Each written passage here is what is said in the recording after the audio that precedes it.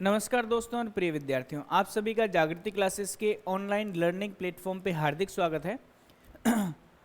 हमारी एक्सरसाइज 4.1 चल रही थी क्लास 12th की, जिसमें हम सारणिक के बारे में बात कर रहे थे। उसका 7वां क्वेश्चन देखते हैं।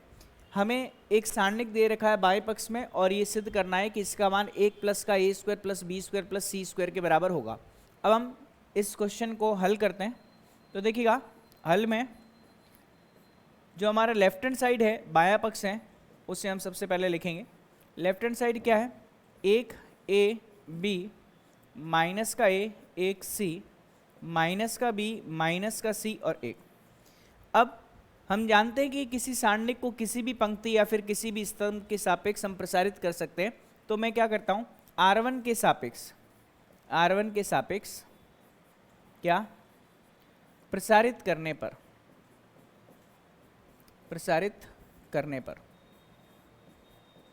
ठीक है, देखते हैं R1 के सापेक्ष प्रसारित करने पर।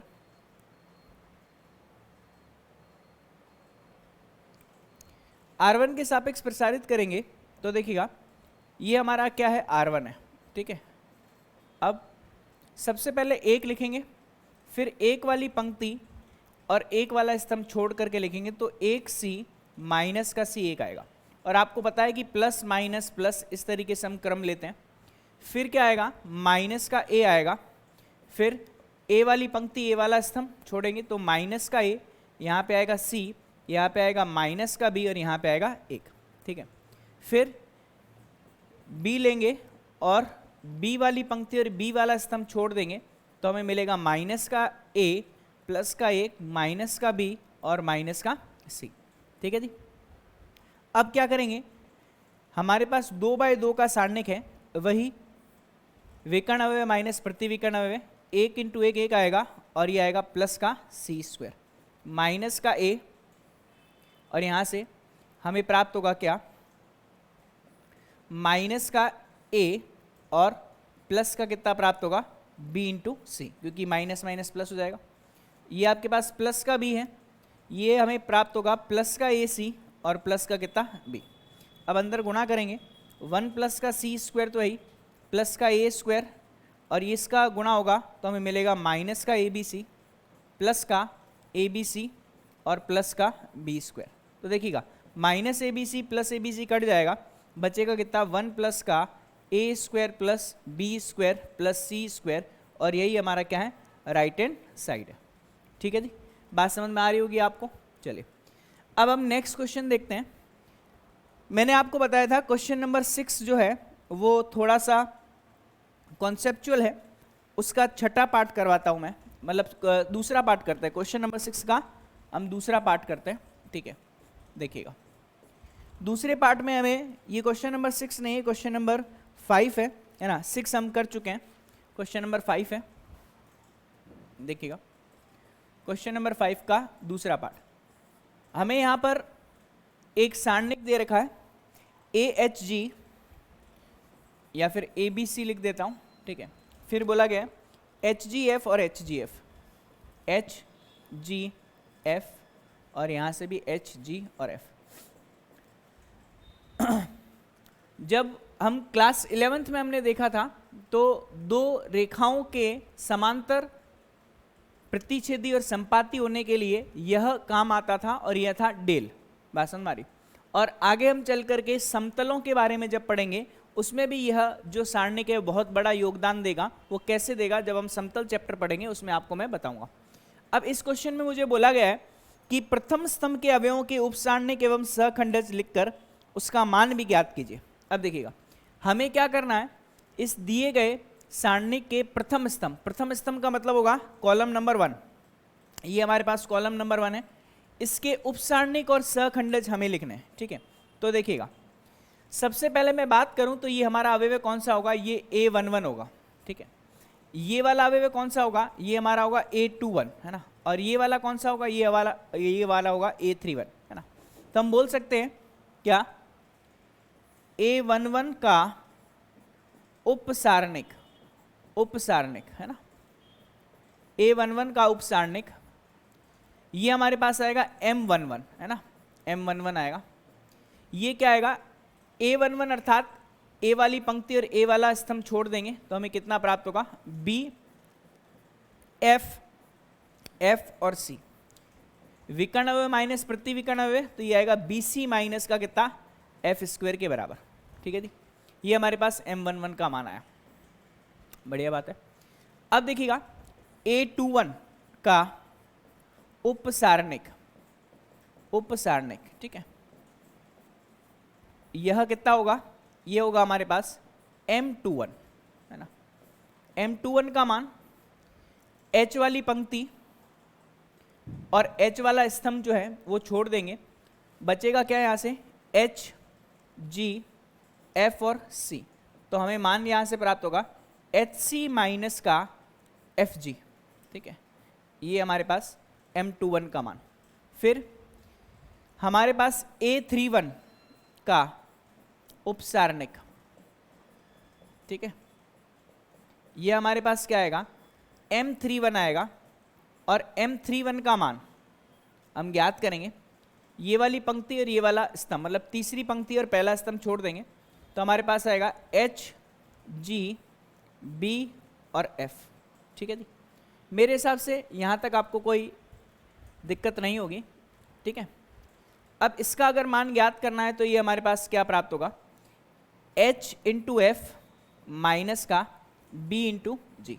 ठीक है जी, ये तो हमारे पास क्या है, उपसारणिक है। अब हम क्या ज्ञात करेंगे, हम ज्ञात करेंगे सहखंड। तो A11 का सहखंड, है ना, सहखंड, ये हमारे पास होगा C11।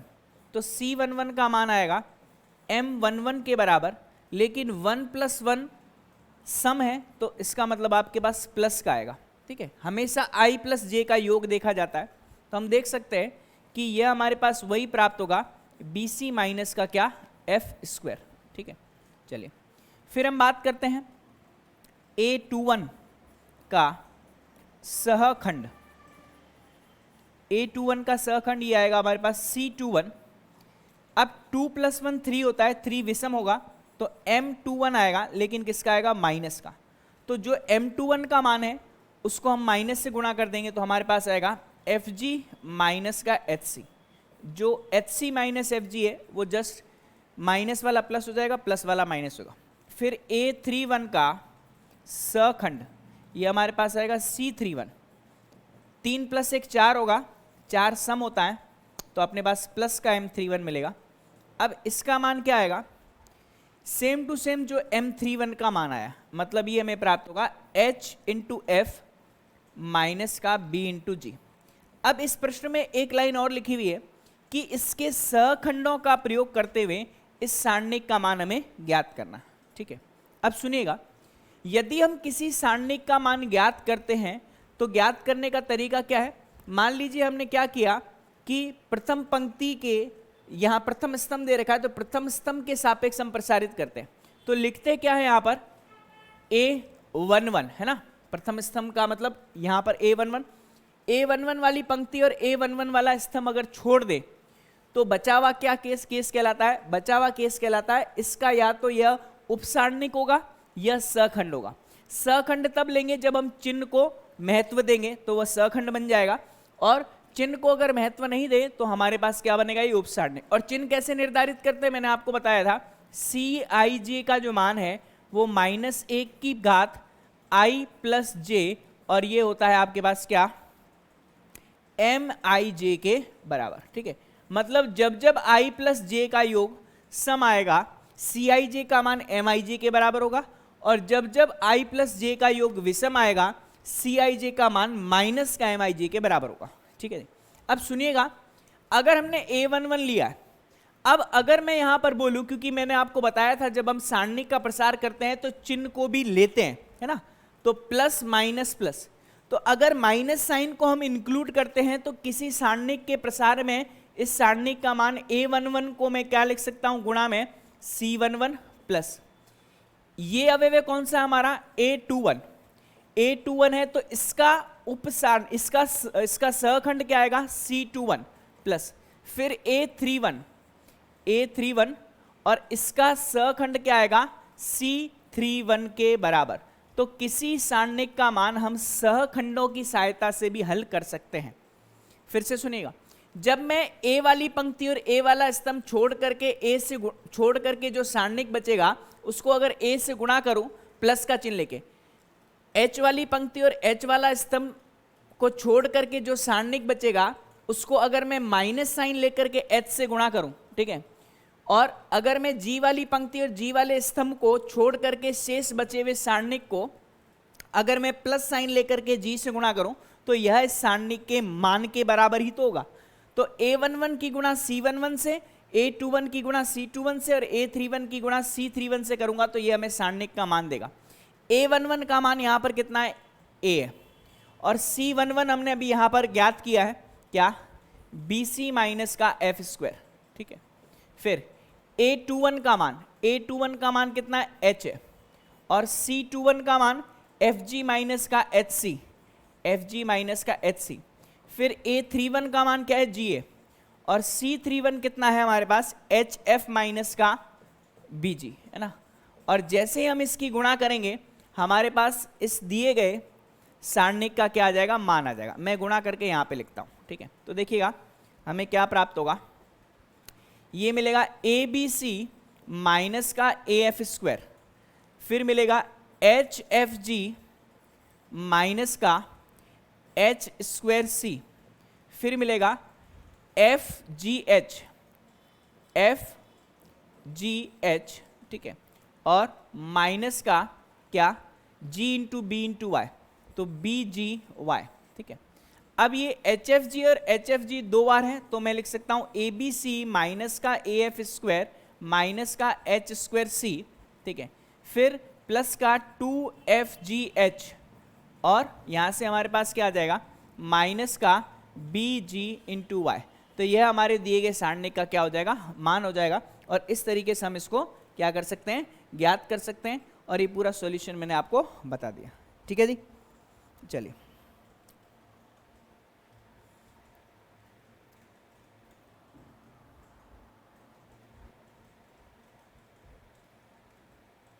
क्लियर है भाई सभी को, ये आपके पास g है ना, ये g है, bg है, तो ये आपके पास क्या हो जाएगा, bg स्क्वायर हो जाएगा, क्या होगा, bg स्क्वायर, ये bg स्क्वायर, तो यहाँ से bg स्क्वायर बन जाएगा, ठीक है। तो ये हमारे पास क्या है, इस दिए गए सारणिक का मान है, वो y नहीं है, g है। इस तरीके से हमने क्या किया, इस प्रश्नावली को खत्म कर दिया, ठीक है। अब नेक्स्ट में हम अभी देखेंगे सारणिकों के गुणधर्म देखेंगे, है ना, प्रॉपर्टीज ऑफ डिटर्मिनेंट्स देखेंगे, और वो क्या होती है प्रॉपर्टीज एक एक करके मैं आपको बताता हूँ, ठीक है। देखिएगा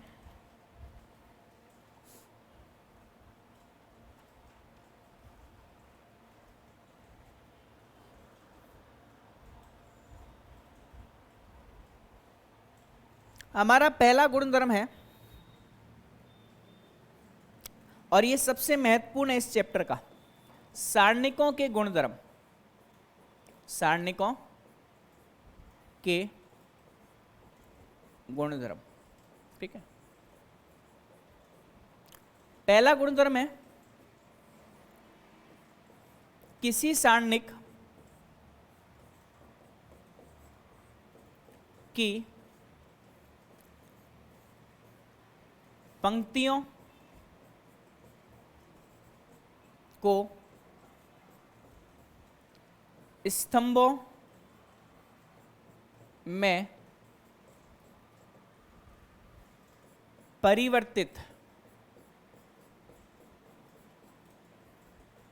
करने पर सारणिक के मान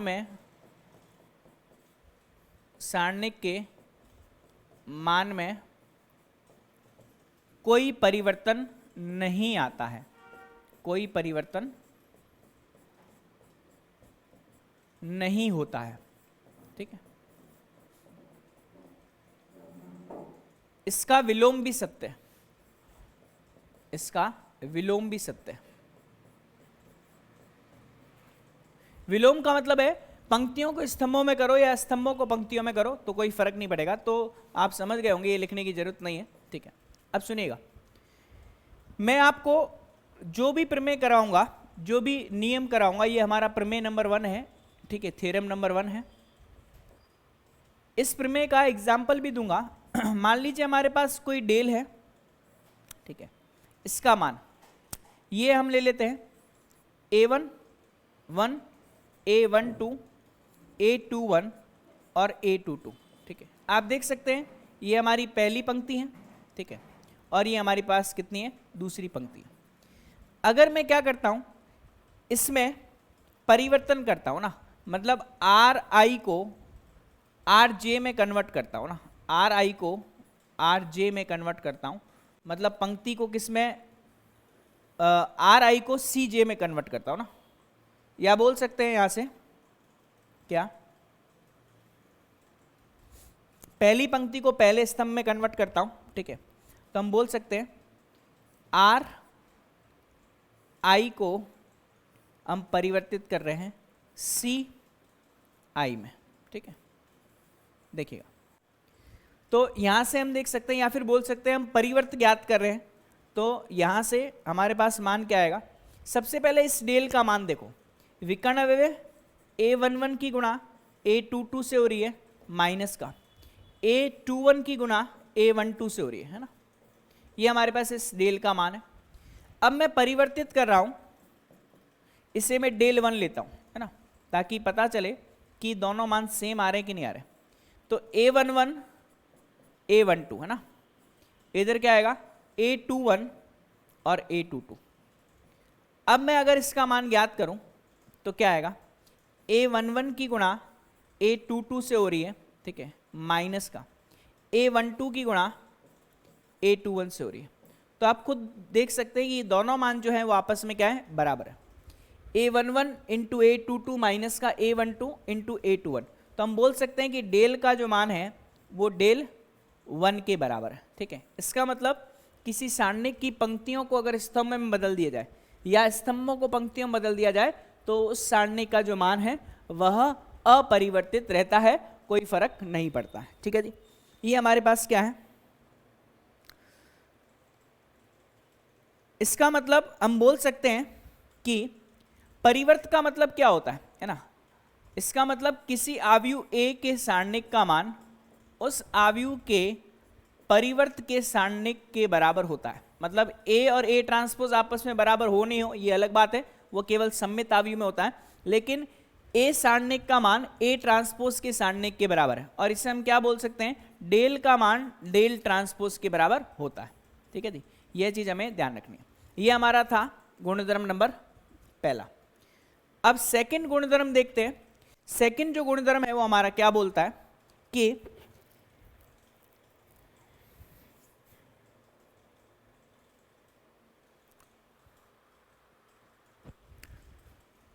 गुणधर्म नंबर 2, गुणधर्म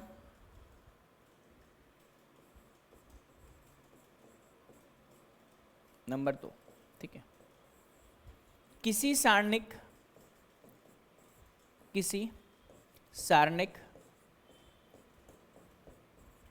की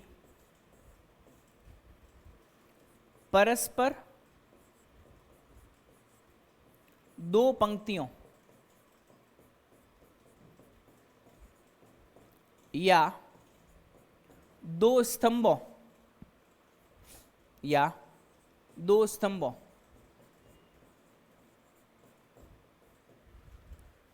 को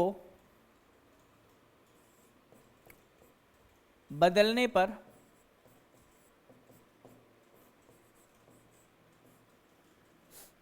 सारणिक का चिन्ह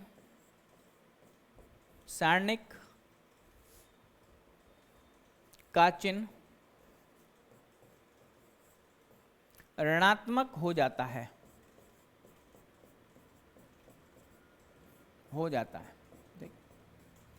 या चिन्ह बदल जाता है ना। देखिए कैसे, मान लीजिए हमारे पास एक डेल है और वो है हमारे पास A11, A12, A21 और A22, ठीक है। अब सुनिएगा, यहां से अगर मैं इसका मान निकालूं तो विकर्ण अवयव माइनस का प्रति विकर्ण अवयव, ये आया, ठीक है। अब क्या कर रहा हूं मैं इसमें, ये सपोज करो हमारे पास क्या है, R1 है और ये R2 है, ठीक है। मैं R1 को इंटरचेंज कर रहा हूं किससे, R2 से, ठीक है। तो क्या होगा, जैसे R1 को R2 से इंटरचेंज करते हैं तो देखिएगा हमें एक नया सारणिक मिलेगा डेल 1, और ये क्या आएगा, A21 ऊपर चला जाएगा, A22 भी यहाँ आएगा, A11 और A22, ठीक है। अब विकर्ण अवयव माइनस प्रति विकर्ण अवयव, देखिए मैंने क्या किया, इसको नीचे लेके आया और इसको ऊपर लेके गया, बात समझ में आ रही कि नहीं, ठीक है। तो आप देख सकते हैं A11 और A12 नीचे आ गया, ठीक है, A12 है ना, और A21 और A22 जो है वह R1 में चला गया और वो R2 में चला गया। अब इसका मान अगर हम निकालें तो कितना आएगा, A21 इंटू A12 माइनस का A11 और A22, ठीक है। अब आप देख सकते हो दोनों सेम लिखा हुआ है, लेकिन ये आगे लिखा हुआ है और ये पीछे लिखा हुआ है, तो माइनस का चिन्ह अगर हम कॉमन लें तो क्या आएगा, A11 A22 माइनस का A12 A21, ठीक है। अब ये चीज क्या लिखी हुई है, ये चीज आपके डेल लिखे हुए, तो माइनस का आपके पास क्या आएगा, डेल आएगा, और ये आपके पास कितना, डेल 1, ठीक है। तो डेल 1 का जो मान आएगा वो माइनस के डेल के बराबर आ जाएगा। यही तो हमारा गुणधर्म है कि हम किसी एक पंक्ति को किसी दूसरी पंक्ति से परिवर्तित करें या किसी एक स्तंभ को दूसरे स्तंभ से परिवर्तित करें तो सारणिक का चिन्ह बदल जाता है, वो माइनस जो चिन्ह है वो बाहर दे देता है, ठीक है। लेकिन पंक्ति को स्तंभ में बदलने पर यह मान चेंज नहीं होगा, वो सेम रहेगा, ठीक है।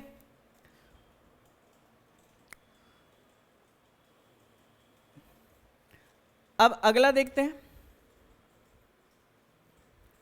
गुणधर्म नंबर तीसरा, गुणधर्म नंबर तीसरा, गुणधर्म तीसरा क्या है, किसी सारणिक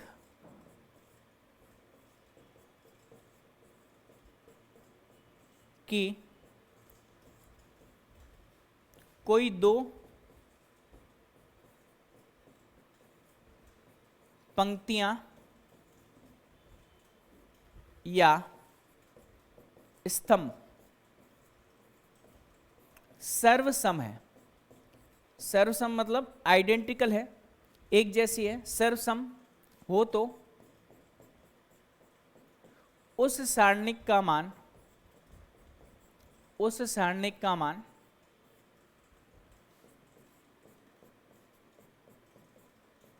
शून्य होगा।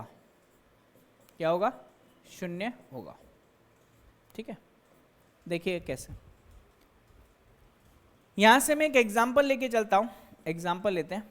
मान लीजिए एक सारणिक है, उसमें यहां से ये मैंने A लिया, ठीक है, ये मैंने B लिया, अब ये A ले लेता हूं, ये B ले लेता हूं, तो देखिए R1 जो है वो AB है, R2 जो है वो भी AB है, तो दोनों क्या है, सर्वसम है। अब जब मैं इसका मान ज्ञात करूंगा तो क्या आएगा, विकर्ण अवयव AB माइनस प्रति विकर्ण अवयव BA, तो AB माइनस BA का मान किसके बराबर आएगा, शून्य के बराबर आएगा। या कोई दो स्तंभ है ना, कोई दो स्तंभ, जैसे मैं मान लेता हूं ये 1 2 लिखा हुआ है और ये भी 1 2 लिखा हुआ है, तो ये पहला स्तंभ और दूसरा स्तंभ आइडेंटिकल है, तो इसका मान किसके बराबर आएगा, 2 गुणा 1 1, 2 गुणा 1 2 और 2 गुणा 1 2, तो 2 माइनस 2 क्या आएगा, 0 आएगा। तो ये चीज आपको समझ में आ गई होगी। अब हम अगला गुणधर्म लेते हैं,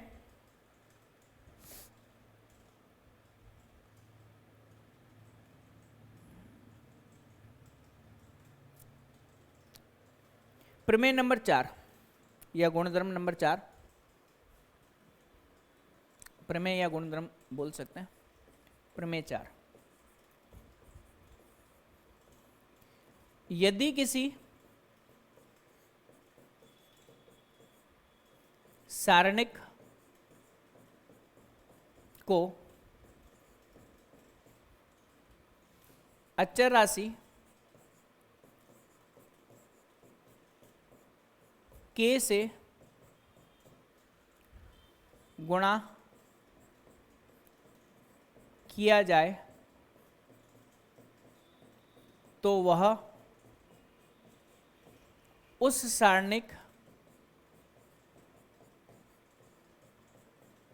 की किसी एक पंक्ति या स्तंभ के सभी अवयवों से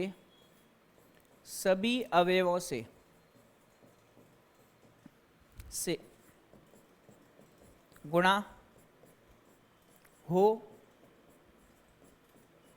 जाती है। ठीक है, अब ये समझिएगा ये क्या चीज है।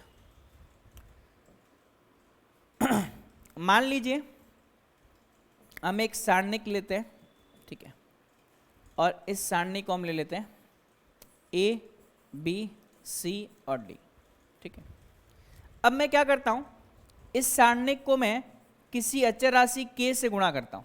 ठीक है, तो अगर इसको मैंने किसी अचर राशि k से गुणा किया तो क्या होगा, या तो आप पहली पंक्ति के सभी अवयवों से गुणा कर दो, मतलब के ए इंटू के बी, सी डी वैसा ही रहेगा, या फिर आप दूसरी पंक्ति के सभी अवयवों से गुणा कर दो, ए बी, ये आपका के सी और के डी रहेगा, या आप पहले स्तंभ के सभी अवयवों से गुणा कर दो, मतलब के ए के सी, ये बी और डी एज इट इज रहेगा, या फिर आप दूसरे स्तंभ के सभी अवयवों से गुणा कर दो, ये ए और सी एज इट इज रहेगा, के बी और के डी। बात समझ में आ रही?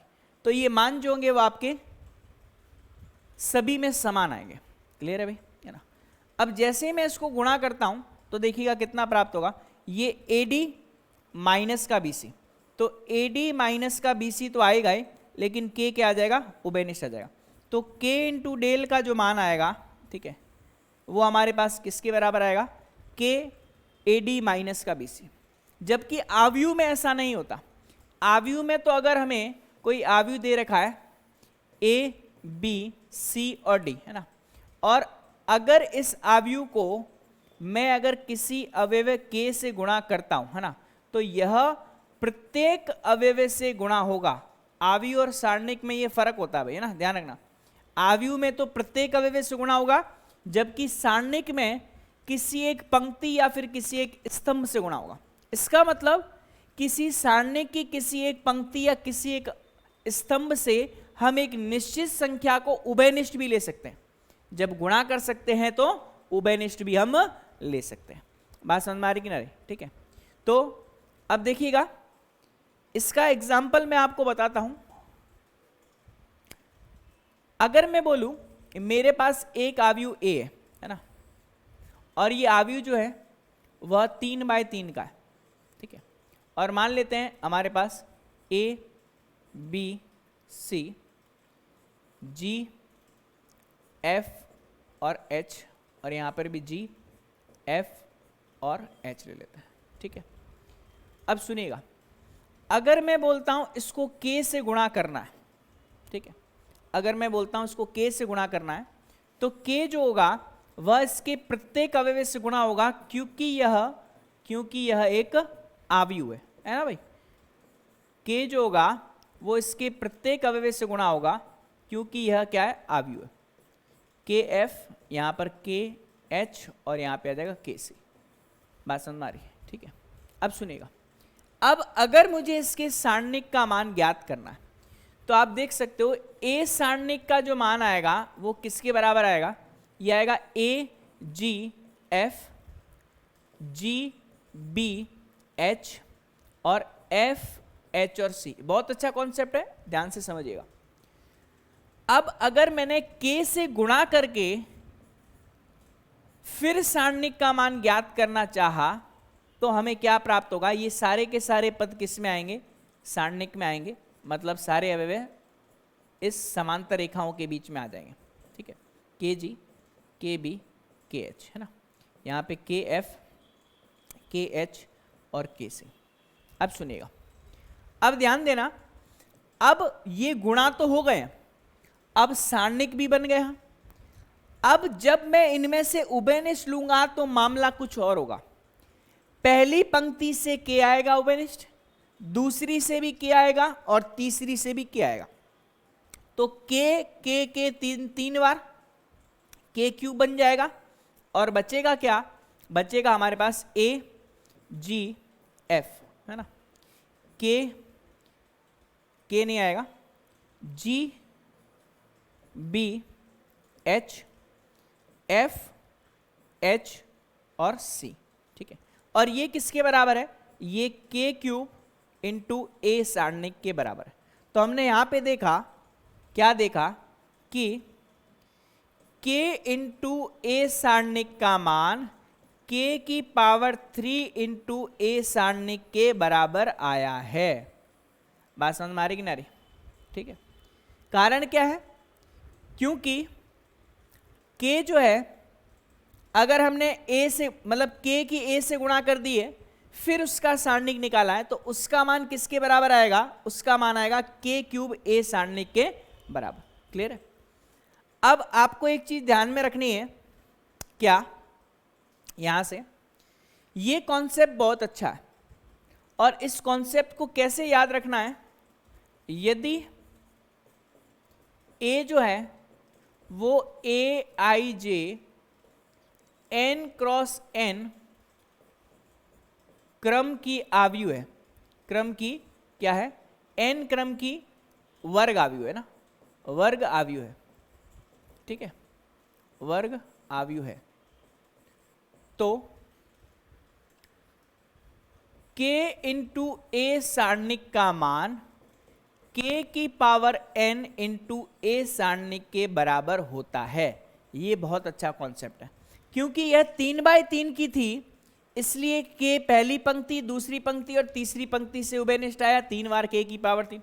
अगर 2/2 की होती तो k स्क्वायर आता, और अगर 1/1 की होती तो केवल k आता, 4/4 की थी होती तो k की पावर 4 आता, और n/n की होती तो k की पावर क्या आएगा भाई, n आएगा। बात समझ में आ रही कि नहीं, ठीक है। तो ये बहुत अच्छा कॉन्सेप्ट है, इसे आपको ध्यान में रखना है, ठीक है। अब नेक्स्ट अगला गुणधर्म हम देखते हैं।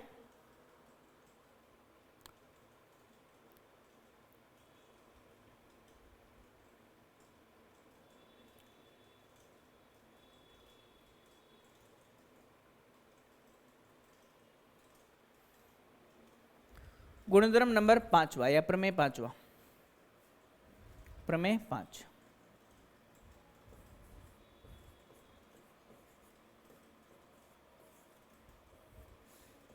यदि किसी सारणिक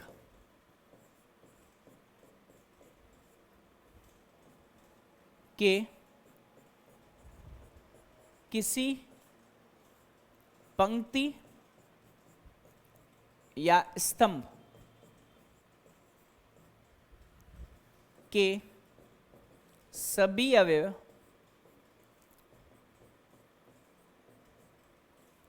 दो राशियों के योग या अंतर के रूप में हो तो उसे उसी क्रम की दो सारणिकों के पद के रूप में लिखा जा सकता है, लिखा जा सकता है, ठीक है। अब ये क्या है, इसको मैं आपको समझाता हूँ, ठीक है जी। इसको समझना आसान ही है, ज़्यादा मुश्किल नहीं है। तो देखिएगा, मान लीजिए हमारे पास एक सारणिक है, ठीक है, ये सारणिक है यहाँ से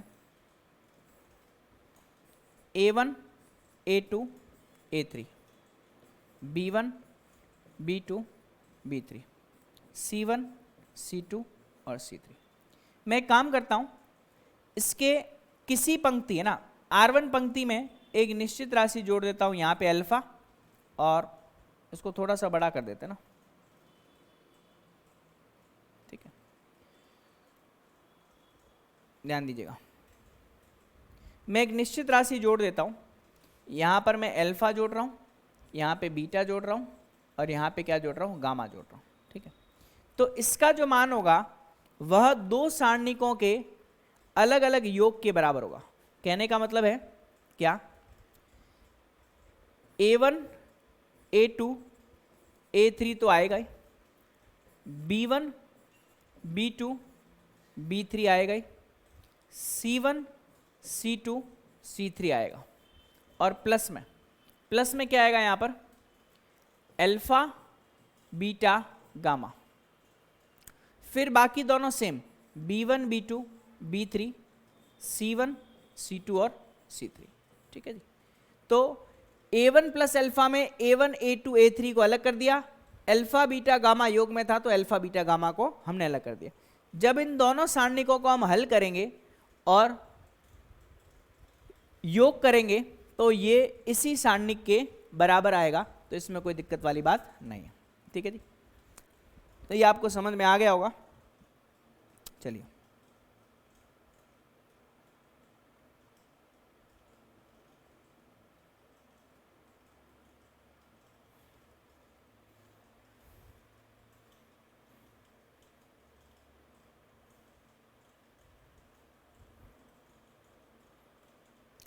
अब नेक्स्ट हमारा प्रमेय है, अगला प्रमेय नंबर कौन सा होगा, अगला प्रमेय है हमारा प्रमेय नंबर 6। देखिएगा, प्रमेय 6,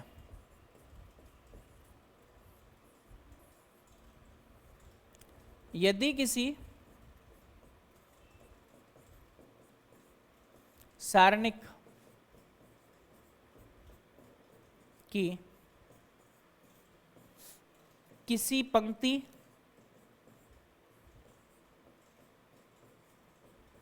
या स्तंभ में किसी अन्य पंक्ति या स्तंभ के संगत अवयवों को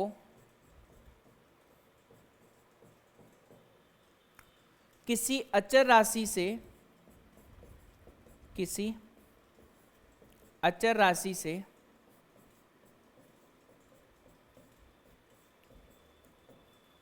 गुणा कर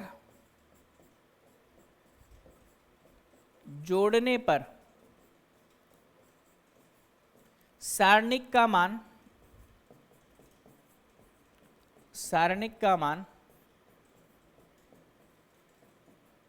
अपरिवर्तित रहता है, अपरिवर्तित रहता है, ठीक है। अब ये क्या चीज है वो भी समझ लीजिए। मान लीजिए हमारे पास कोई राशि डेल है, ठीक है। अब इसे मैं 2/2 का या 3/3 का आप ले सकते हैं, कोई दिक्कत वाली बात नहीं है, 3/3 का ले लेते हैं। मान लीजिए अपने पास A1 A2 A3 है, ये B1 B2 और B3, C1 C2 और C3। मैं इसमें क्या कर रहा हूं, R1 को मैं चेंज कर रहा हूं, R1 में कोई राशि K से गुणा करके और प्लस का कितना R2।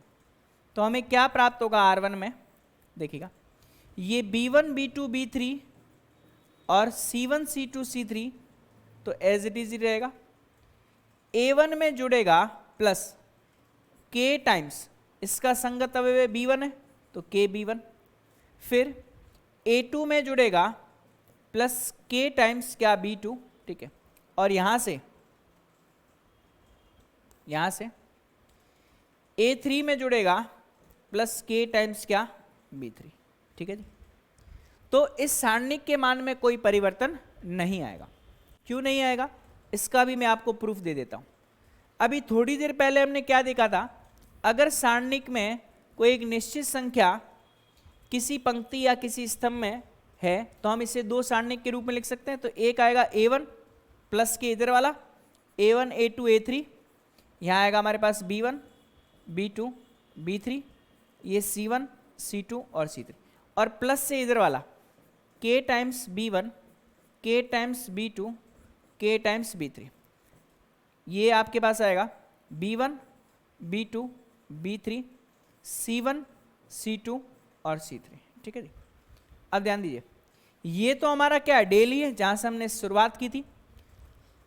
प्रथम पंक्ति से K उभयनिष्ठ ले लेता हूं, तो B1 B2 B3 B1 B2 B3 C1 C2 और C3। ध्यान से देखिए, ये दोनों पंक्तियां क्या है, आइडेंटिकल है, समान है।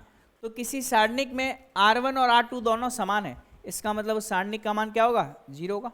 तो डेल प्लस का K इंटू 0, तो हमारे पास आंसर क्या आएगा, डेल ही आएगा। बात समझ में आ रही कि नहीं, ठीक है।